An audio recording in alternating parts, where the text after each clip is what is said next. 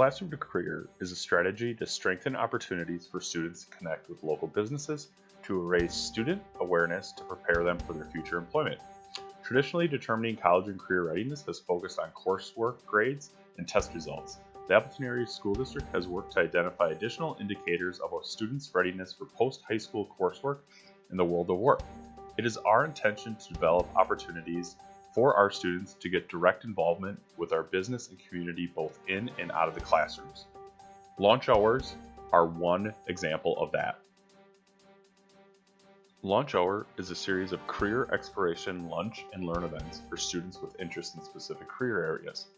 Businesses plan and lead events at their company locations. Events have taken place in a variety of career fields within industries such as healthcare, supply chain management, telecommunications, and manufacturing. For additional information and images of past events, please visit launchhour.org.